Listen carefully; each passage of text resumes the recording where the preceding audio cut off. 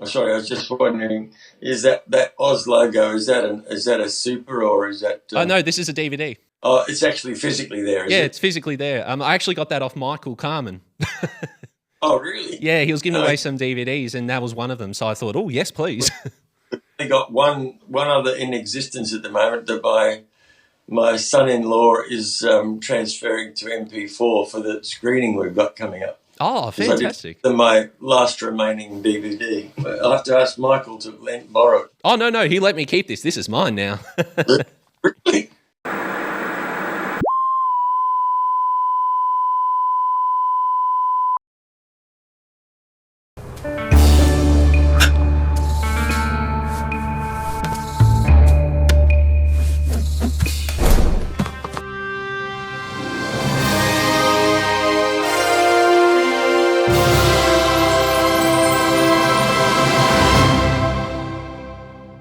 G'day, Mob. I'm Jake. Welcome to Weird Mob Media. We've got a very special guest on the show today. We've got the wonderful Chris Löfvén, the director of Oz, joining us now.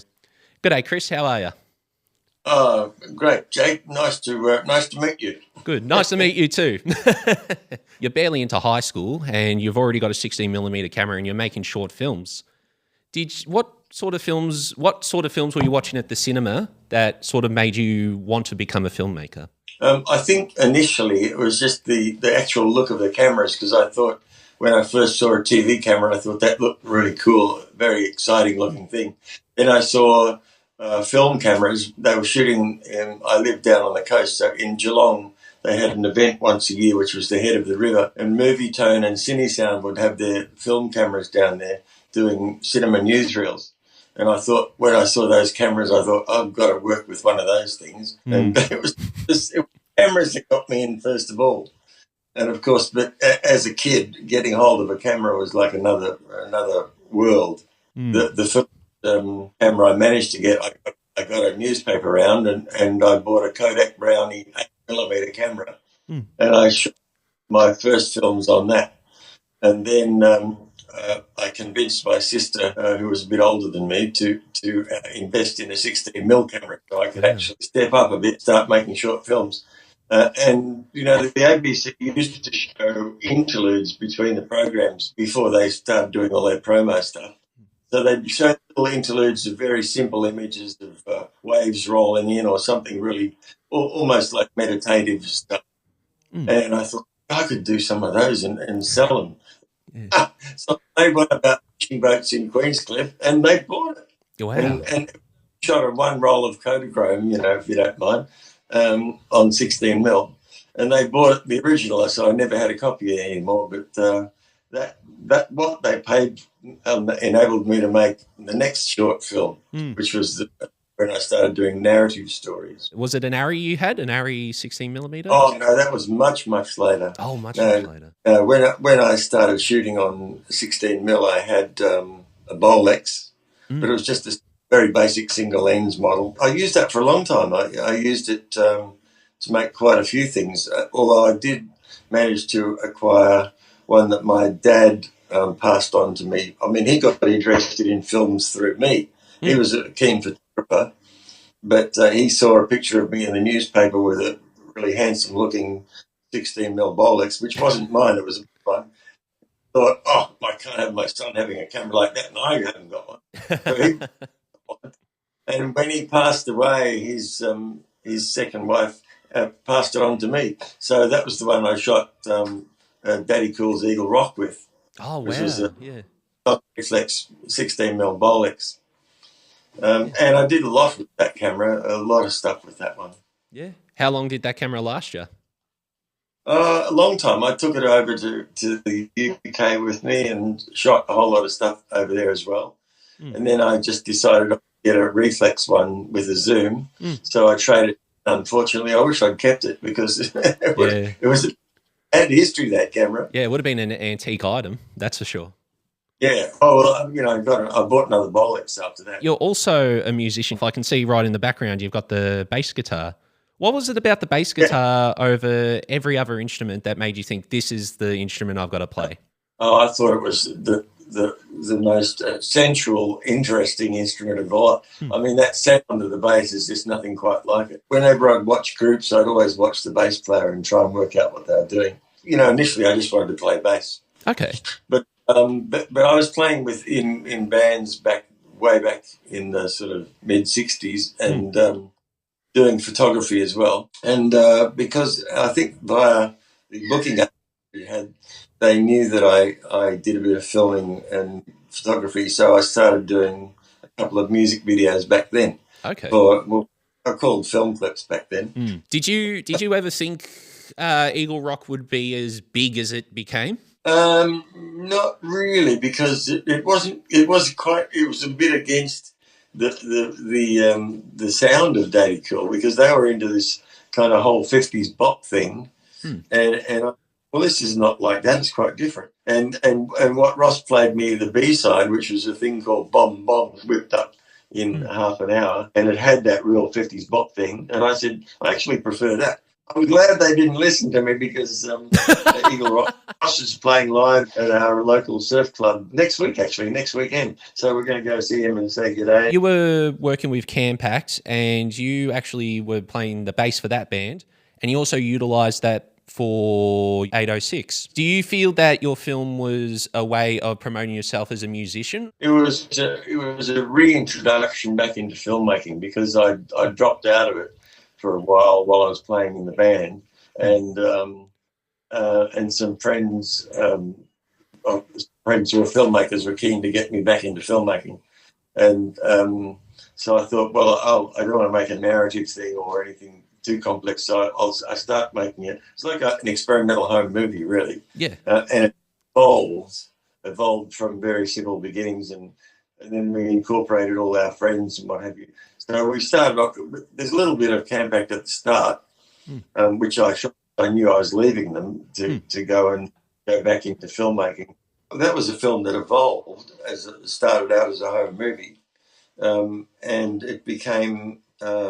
Over 2 years, it incorporated everybody. There's bits of Daddy Cool in it. There's bits of everybody, and then we wanted to make a part 2, which was like the first part, 70 minutes. It was quite indulgent, really, but it was a feature-length home movie. And then part 2 was just a 10-minute short story about. It was the whole idea of in part 1. It ends with an atom bomb, so the world's blown up. Because I'd seen a couple of experimental movies at the time, they always had an atom bomb. So I thought, we've got to have one too. And so that's how part 1 ends, with the atom bomb.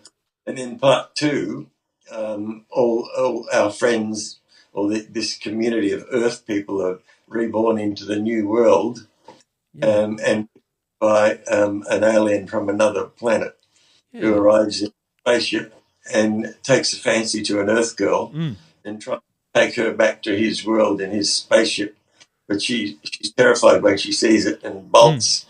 And he runs after her, and disaster, she falls over a cliff and dies. And he's left wondering what he's going to do, go back to his own world or what. It was pretty, it sounds pretty funny, but I was deadly serious about it too. I've been reading Eric von Dankian's book. How can angels have sex? Chariots of the Gods? Yeah, Chariots of the Gods. About all the theories about all the great structures in the world, like the pyramid being built with alien help. As ancient astronaut theorists believe. I think I might have had a bit of alien help when I was writing the story for that one. Because it certainly went out there, that's for sure. Yeah.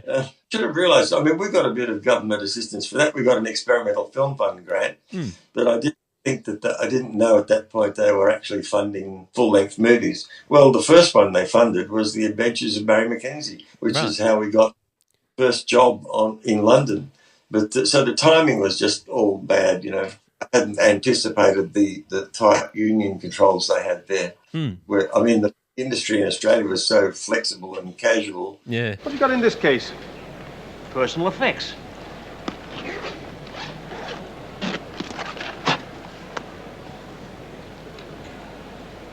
Just a few tubes of ice cold Fosters.